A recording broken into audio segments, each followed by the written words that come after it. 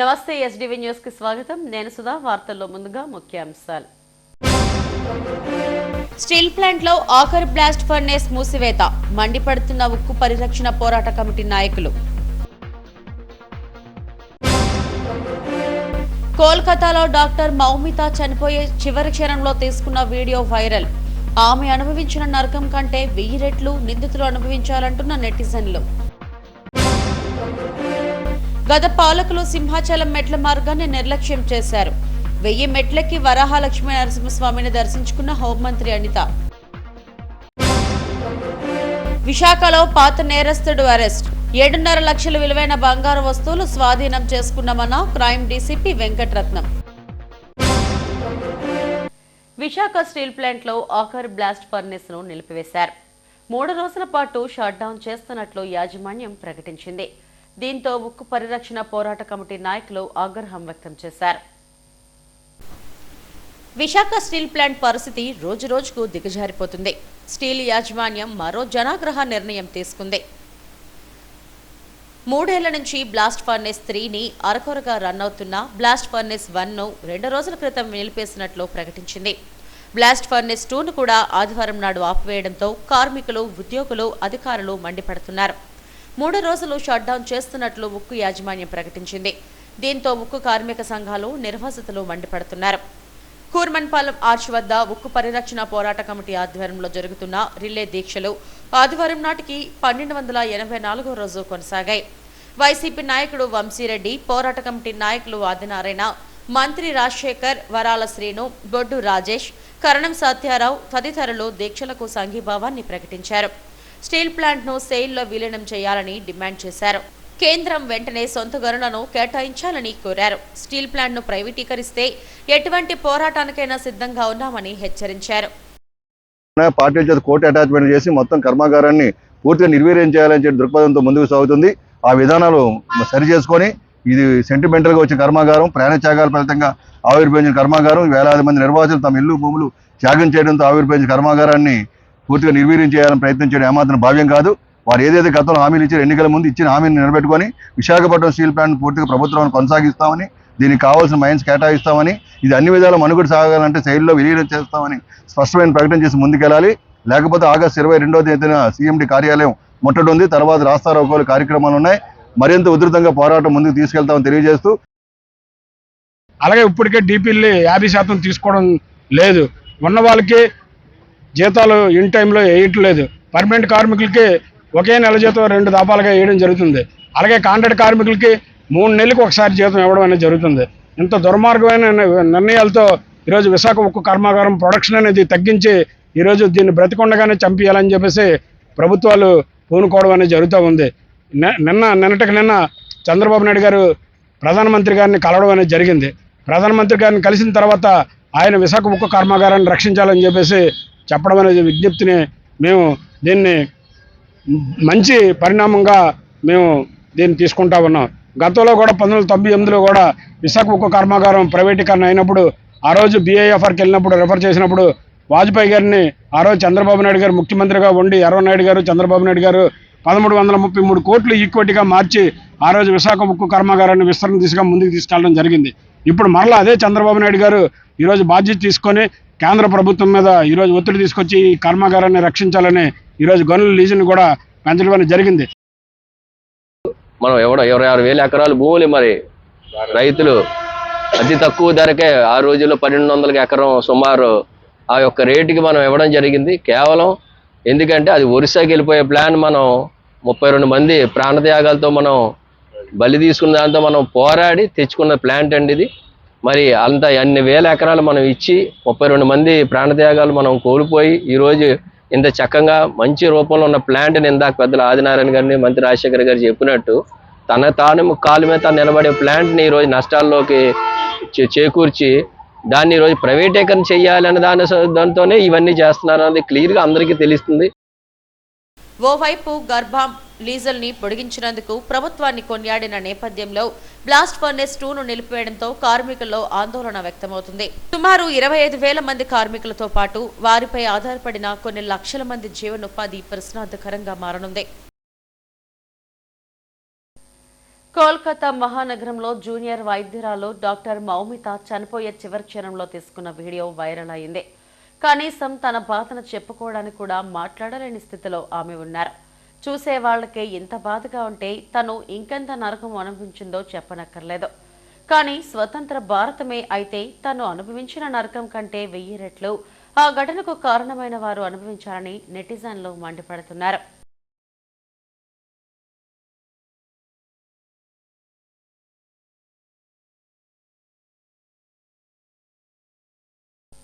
గత ప్రభుత్వం సింహాచలం ఆలయ అభివృద్ధిని నిర్లక్ష్యం చేసిందని రాష్ట్ర హోంమంత్రి వంగలపూడి అనిత ఆరోపించారు. సింహాచలం వరాహలక్ష్మీ నరసింహస్వామిని ఆమె కుటుంబ సభ్యులతో కలిసి దర్శించుకున్నారు. మెట్ల మార్గంలో ఆమె కొండకు చేరుకొని స్వామిని దర్శించుకున్నారు. సింహాచలం వరాహలక్ష్మీ నరసింహస్వామిని హోంమంత్రి అనిత దర్శించుకున్నారు. మెట్లెక్కి కొండకు వెళ్లి సింహలేసిని దర్శనం చేసుకున్నారు. తొలి పావంచ వద్ద ఆలయ అధికారులు మంత్రికి స్వాగతం పలికారు. తొలిమెట్టు వద్ద అప్పన్న నమూనా విగ్రహానికి పూజలు చేసి టెంకాయ కొట్టి కుటుంబ సమేతంగా మంత్రి మెట్లెక్కారు. మధ్యలో ఆంజనేయ స్వామిని దర్శించుకుని అర్చన చేయించుకున్నారు. అక్కడి నుంచి మరికొన్ని మెట్లెక్కి ప్రకృతి జలధార చాకిధార వద్ద తీర్థాన్ని ప్రోక్షణ చేసుకుని కొండకు చేరుకున్నారు. ధ్వజస్తంభం వద్ద అరియక పెద్దలతో కలిసి ఈవో సాంప్రదాయంగా స్వాగతం పలికారు. కప్ప స్తంభాన్ని ఆలింగనం చేసుకున్న అనంతరం అంతరాలయంలో స్వామిని దర్శించుకున్నారు. గోదాదేవి సన్నిధిలో మంగళహారతులిచ్చారు. స్వామివారి తీర్థ ప్రసాదాలను అధికారులు మంత్రికి అందజేశారు. వరాహలక్ష్మీ నరసింహస్వామిని దర్శించుకోవడం అదృష్టంగా భావిస్తున్నానని మంత్రి అనిత అన్నారు. గత ప్రభుత్వంలో సింహాచలం మెట్ల మార్గాన్ని నిర్లక్ష్యం చేశారని ఆరోపించారు. భక్తులకు ఎలాంటి ఇబ్బందులు లేకుండా తాను బాధ్యత తీసుకుంటానని హామీ ఇచ్చారు. ఆ లక్ష్మీ నరసింహస్వామిని మెట్ల మార్గం నుంచి నడుచుకుంటూ వచ్చి దర్శనం చేసుకోవడం జరిగింది కుటుంబ సమేతంగా. ఈరోజు రావడం నా అదృష్టంగా, మెట్ల మార్గం నుంచి వచ్చి దర్శించుకోవడం నా అదృష్టంగా భావిస్తున్నాను. లక్షలాది మంది భక్తులు వచ్చే ఈ లక్ష్మీ నరసింహస్వామి, అదేవిధంగా ఉత్తరాంధ్రకి ఇలవేల్పు ఈ లక్ష్మీ నరసింహస్వామి దూర ప్రాంతాల నుంచి ఇక్కడికి వచ్చి దర్శనం చేసుకుని వెళ్తారు. ఇక్కడ ఉన్న అన్ని సదుపాయాలు కూడా సక్రమంగా ఉండాలని మేము ఇప్పుడే యోగా వాళ్ళతో కూడా మాట్లాడడం జరిగింది. మెట్ల మార్గం నుంచి వచ్చేటప్పుడు కూడా కొన్ని మెట్లు లాస్ట్ గవర్నమెంట్లో మేము ఉండేటప్పుడు కొత్త మెట్లు కన్స్ట్రక్షన్ చేయడానికి కూడా సిద్ధపడ్డారు అప్పుడు అశోక్ గజపతిరాజు గారు. తర్వాత ఈ గవర్నమెంట్ వచ్చిన తర్వాత దాన్ని పూర్తిగా మన వైఎస్ఆర్సీపీ గవర్నమెంట్ వచ్చిన తర్వాత దాన్ని పూర్తిగా నిర్లక్ష్యం చేయడం జరిగింది. ఇప్పుడు కన్స్ట్రక్షన్ అనేది స్టార్ట్ చేసి మెట్ల మార్గం నుంచి వచ్చే భక్తులు కూడా ఎటువంటి ఇబ్బందులు కలగకుండా చేసుకునే బాధ్యత కూడా మేము అందరం తీసుకుంటాం. ఆ లక్ష్మీ నరసింహస్వామి ఆశీస్సులు మా అందరి మీద, అతి ముఖ్యంగా చంద్రబాబు నాయుడు గారి మీద, పవన్ కళ్యాణ్ గారి మీద, లోకేష్ గారి మీద, అందరి మీద ఉండాలని మనస్ఫూర్తిగా కోరుకుంటూ అందరూ కూడా ఆయురారోగ్యాలతో ఉండాలని మనస్ఫూర్తిగా కోరుకుంటున్నాం. ఈ కార్యక్రమంలో ఆలయ ఈవో శ్రీనివాసమూర్తి, అదనపు ఈవోతో పాటు ప్రధాన అర్చకులు టీజీ రాజగోపాలాచారి తదితరులు పాల్గొన్నారు.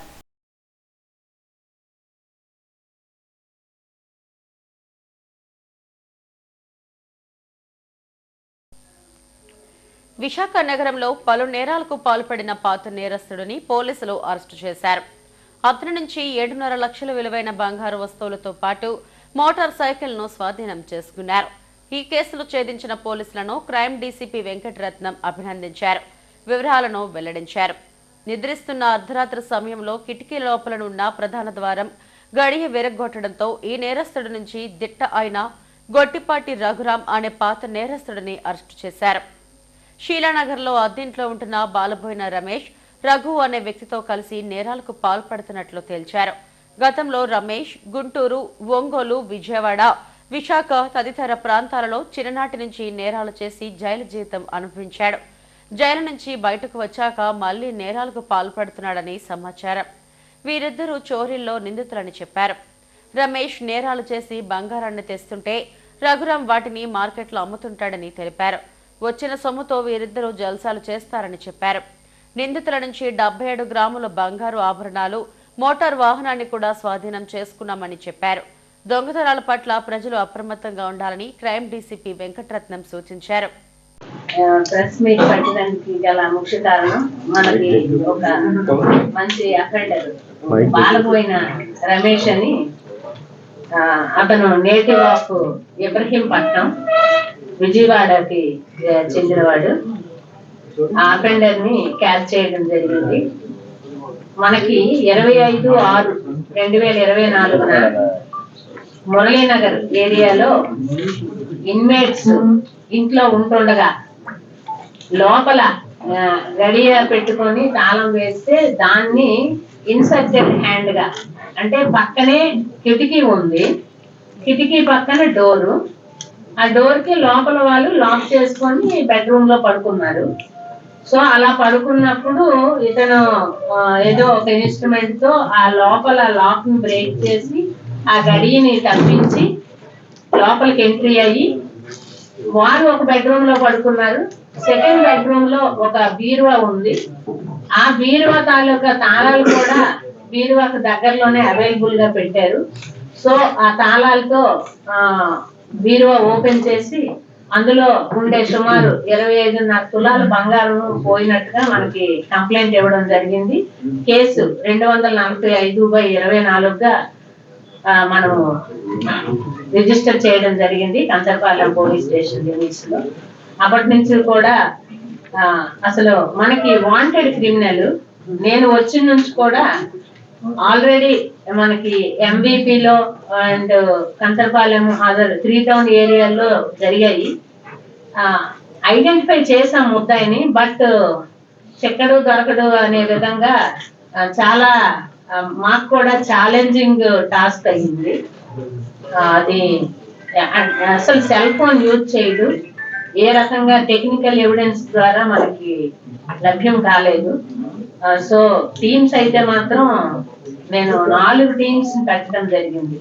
కంచరపాలెం లిమిట్స్ లో చేసినట్టు మాకు ఐడెంటిఫై అయ్యాడు, ఎంబీపీలో చేసినట్టు ఐడెంటిఫై అయ్యాడు.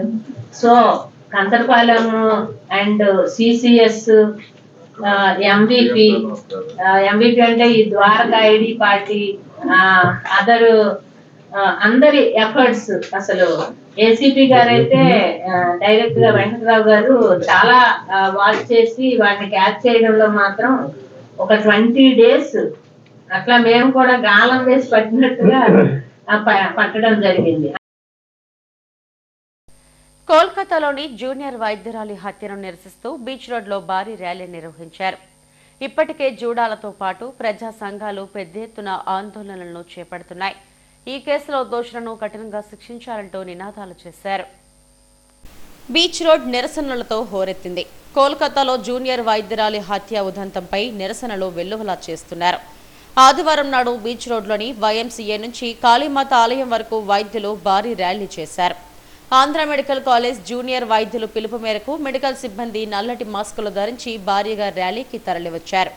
నిందితులను కఠినంగా శిక్షించాలని, హత్యకు గురైన జూనియర్ డాక్టర్ కేసులో న్యాయం చేయాలని వారంతా ప్లకార్డులు, బ్యానర్లు ప్రదర్శించారు. ఈ ర్యాలీకి ఆల్ ఇండియా ఓబీసీ అసోసియేషన్ మద్దతు ప్రకటించింది.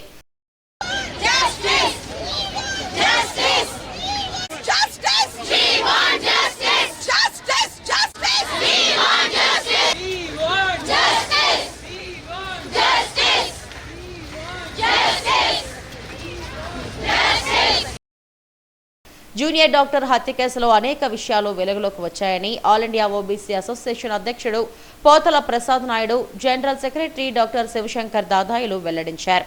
ఇటువంటి ఘటనలు పునరావృతం కాకుండా కేంద్ర, రాష్ట్ర ప్రభుత్వాలు చర్యలు చేపట్టాలని డిమాండ్ చేశారు. వైద్యులకు రక్షణ కల్పించాలని కోరారు. ఘటనపై సమగ్ర విచారణ జరిపించాలని డిమాండ్ చేశారు. కలకత్తాలో జరిగిన సంఘటన చాలా బాధాకరమైన విషయం. ఢిల్లీలో జరుగుతున్నటువంటి రామ్మనోలు హాస్పిటల్లో వారికి మేము నిన్న మద్దతు తెలియజేయడం జరిగింది. అన్ని రాష్ట్రాలు కూడా 28 రాష్ట్రాలు కూడా, కర్ణాటక, మహారాష్ట్ర, యూపీ, మధ్యప్రదేశ్, రాజస్థాన్ కూడా మేము ఈ డాక్టర్స్ అందరికి కూడా ఆల్ ఇండియా ఓబీసీ అసోసియేషన్ తరఫున మేము జ్యోతిబాబు పూలే అసోసియేషన్ తరఫున మద్దతు తెలియజేస్తున్నాం. ఇది చాలా దారుణమైనటువంటి విషయం. డాక్టర్స్ కరోనా టైంలో ప్రతి ఒక్కరికి ప్రాణభిక్ష పెట్టారు. వీళ్ళు ప్రాణం పోయే వ్యక్తులకి డాక్టర్లు ప్రాణం పోసారు. ఇటువంటి డాక్టర్లకి ఈరోజు భారతదేశంలో రక్షణ లేదు. ఈరోజు ప్రధానమంత్రి గారు కానీ, ఇటు రాహుల్ గాంధీ గారు కానీ, ప్రియాంక గాంధీ గారు కానీ ఎవరు మాట్లాడలేదు డాక్టర్ విషయంలో. ఏంటి విషయం? దీని మీద మేము పార్లమెంట్లో దీన్ని భారీ స్థాయిలో తీసుకొచ్చి భారతదేశంలో ఉన్నటువంటి డాక్టర్స్ మొత్తం మద్దతు ప్రకటించాలా. భారతదేశంలో డాక్టర్కి సెక్యూరిటీ కావాలా. ఇవాళ సెక్యూరిటీ లేదు డాక్టర్స్కి. ఈరోజు అమ్మాయిలు, చాలా మంది మహిళలు ఈరోజు అర్ధరాత్రి టైంలో డ్యూటీలు చేస్తున్నటువంటి మహిళలకి రక్షణ లేదు ఈరోజు భారతదేశంలోనూ.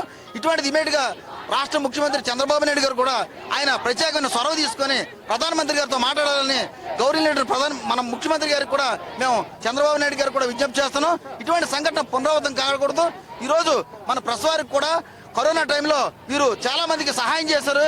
మన డాక్టర్స్ కేజీహెచ్లో కూడా, ఉత్తరాంధ్రలో కూడా చాలా మంది ఈ కార్యక్రమం చేస్తున్నారు. నలుమూల నుంచి వచ్చిన డాక్టర్లందరూ కూడా మేము సపోర్ట్ చేస్తూ ఈరోజు 31-year-old doctor, chest physician, postgraduate trainee. దానికి 9th Augustలో ఎర్లీ మార్నింగ్ ఇలాగా ఒక రేప్ అండ్ మర్డర్ సిచ్యువేషన్ అయింది. దానికి what is happening is basically this kind of criminal activity happening against the doctor who want to protect the citizen. Now this girl who was working for 36 hours at a stretch for the welfare of the people has been given such a violent treatment by population.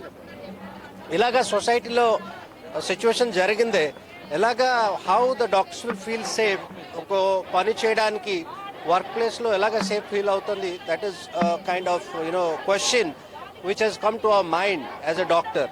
So dan gurinchi we want a justice to this kind of criminality and safety in the workplace for the doctors. Now oksari ilaga aipo tarvata government of West Bengal is trying to just take the incidents as a suicide first and then trying to protect the real culprit, the real perpetrator of this kind of activity is really we condemn from the city of Visakhapatnam at Andhra Pradesh. So we demand, we want that the justice should be done for our young doctor at Kolkata, and we want a safe place for the doctors to work who are working day and night for the welfare of the people. So we are demanding justice from Visakhapatnam, from all over India. We are with the girl and the family, and we are with the doctors. We are demanding a safe workplace and a speedy justice to our Dr. Moumitra. భారీ ర్యాలీలో Andhra medical college వైద్యులతో పాటు వైద్య విద్యార్థులు, ప్రభుత్వ, private ఆసుపత్రుల వైద్యులు, సిబ్బంది అధిక సంఖ్యలో పాల్గొన్నారు. ప్రతి ఒక్కరూ వృక్షాలకు రాఖీలు కట్టి వాటిని కాపాడాలని deputy forest conservator G Mangamma పిలుపునిచ్చారు.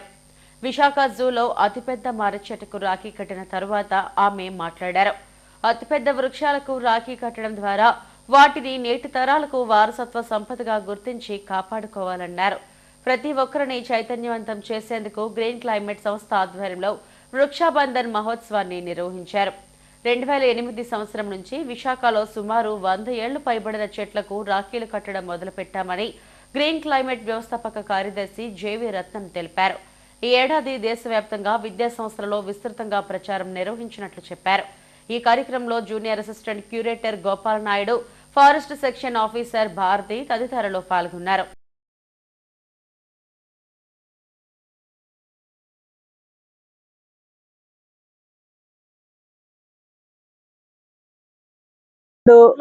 వెదర్ క్లైమేట్ కరెక్ట్ గా ఉండడం కోసం ఆక్సిజన్ ఇవన్నీ కూడా మనం బ్రతకడానికి అవసరమైన అన్ని రకాల సేవల్ని మనం చెట్ల నుంచి పొందుతున్నాం. కాబట్టి ఈ రోజు వృక్షాబంధన్ కార్యక్రమాన్ని మన జూలో జరుపుకుంటున్నాము. ప్రతి వృక్షానికి ఒక రాఖీ కట్టి వృక్షాబంధన్ కార్యక్రమాన్ని జరుపుకుంటూ అది మనకి ఏ విధంగా చెట్లు మనకి ఏ విధంగా ఉపయోగపడుతున్నాయి కృతజ్ఞతగా మనం చేసే ఈ కార్యక్రమానికి అందరూ సహకరించి చెట్ల యొక్క ఉపయోగాలను తెలుసుకొని ప్రతి ఒక్కరూ ఒక చెట్టు నాటే విధంగా ప్లాన్ చేసి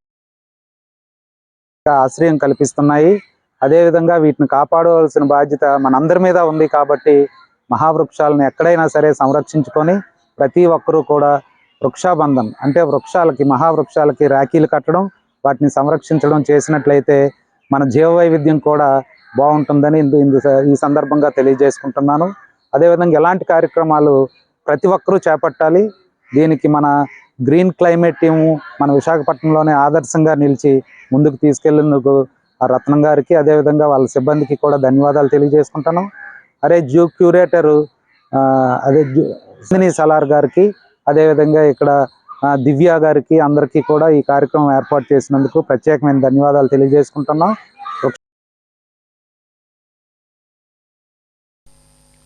విశాఖ జిల్లాలో అన్యాక్రాంతమైన భూములను వెంటనే స్వాధీనం చేసుకోవాలని రెవెన్యూ శాఖ ప్రత్యేక ప్రధాన కార్యదర్శి సిసోడియాకు పలు రాజకీయ పార్టీల నేతలు విజ్ఞప్తి చేశారు. ఆ భూములను ప్రజల అవసరాలకు వినియోగించాలని కోరారు. విశాఖలో అన్యాక్రాంతమైన ప్రభుత్వ భూముల పరిశీలనకు వచ్చిన రెవెన్యూ శాఖ ప్రత్యేక కార్యదర్శి సిసోడియాకు వినతులు వెల్లువెత్తాయి. 4 రోజుల పాటు ఆయన విశాఖ జిల్లాలో పర్యటించారు. అన్యాక్రాంతమైన పలు భూములను క్షేత్రస్థాయిలో అధికారులతో కలిసి పరిశీలించారు. ముఖ్యంగా దస్పల్లా, హవగ్రీవ పలు ప్రాంతాలలో ఆయన పర్యటించారు. అనంతరం కలెక్టరేట్లో వినతులు స్వీకరించారు. పరదేశిపాలెంలో 4.89 ఎకరాలు, కొమ్మదిలో 10 ఎకరాలు ప్రభుత్వ భూమిని గత ప్రభుత్వంలోని కొందరు నేతలు అన్యాక్రాంతం చేశారని సిపిఐ నేతలు ఫిర్యాదు చేశారు. ఎండాడలో మాజీ ఎంపీ చెరువు గర్భాన్ని ఆక్రమించి అపార్ట్మెంట్లు నిర్మించారని ఫిర్యాదు చేశారు. నర్వ, మధురవాడ తదితర ప్రాంతాలలో అన్యాక్రాంతానికి గురైన ప్రభుత్వ స్థలాలను స్వాధీనం చేసుకుని ప్రజా అవసరాలకు వినియోగించాలని కోరారు. జీవీఎంసీ, రెవెన్యూ శాఖలో సమన్వయంతో వ్యవహరించడంతోనే ఈ సమస్య పరిష్కారం అవుతుందని రెవెన్యూ శాఖ ప్రత్యేక ప్రధాన కార్యదర్శి సిసోడియా అన్నారు. అన్యాక్రాంతానికి గురైన రెవెన్యూ స్థలాలను తాను పరిశీలన చేస్తున్నట్లు చెప్పారు. అయితే విశాఖలో ప్రభుత్వ స్థలాలు అన్యాక్రాంతానికి గురైనట్లు ఫిర్యాదులు వస్తున్నాయని వాటినన్నింటినీ పరిశీలిస్తున్నామన్నారు. రెవెన్యూ, జీవీఎంసీ కలిసి ఉన్న అర్బన్ జిల్లా విశాఖ జిల్లాలో ఈ 2 శాఖలు సమన్వయంతో పనిచేయాల్సిన అవసరం ఉందన్నారు.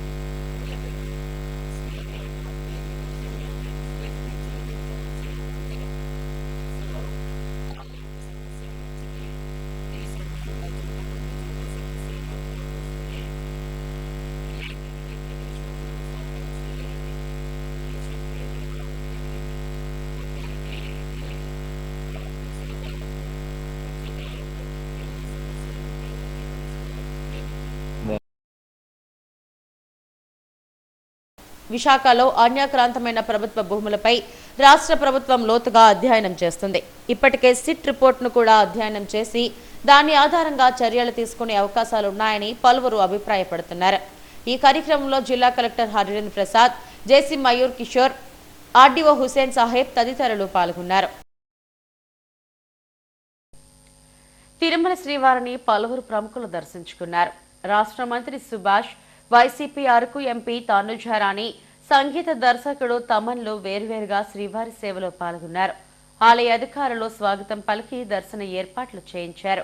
ఆలయం వెలుపల సెలబ్రిటీలతో సెల్ఫీలు దిగేందుకు భక్తులు ఆసక్తి చూపారు.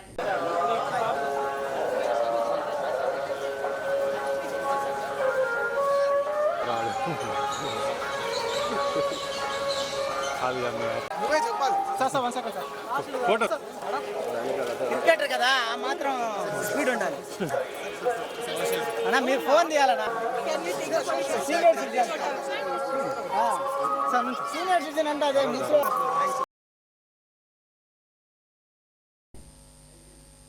హెడ్లైన్స్ మరోసారి. స్టీల్ ప్లాంట్ లో ఆఖరు బ్లాస్ట్ ఫర్నేస్ మూసివేత, మండిపడుతున్న ఉక్కు పరిరక్షణ పోరాట కమిటీ నాయకులు. కోల్కతాలో డాక్టర్ మౌమిత చనిపోయే చివరి క్షణంలో తీసుకున్న వీడియో వైరల్. ఆమె అనుభవించిన నరకం కంటే 1000 రెట్లు నిందితులు అనుభవించాలంటున్న నెటిజన్లు. గత పాలకులు సింహాచలం మెట్ల మార్గాన్ని నిర్లక్ష్యం చేశారు. 1000 మెట్లకి వరాహలక్ష్మీ నరసింహస్వామిని దర్శించుకున్న హోంమంత్రి అనిత. విశాఖలో పాత నేరస్తుడు అరెస్ట్. 7.5 లక్షల విలువైన బంగారు వస్తువులు స్వాధీనం చేసుకున్నామన్న క్రైమ్ డీసీపీ వెంకటరత్నం. ఈ బులెటిన్ ఇంతటితో సమాప్తం. మరిన్ని వార్తా విశేషాల కోసం చూస్తూనే ఉండండి ఎస్టీవీ న్యూస్. నమస్తే.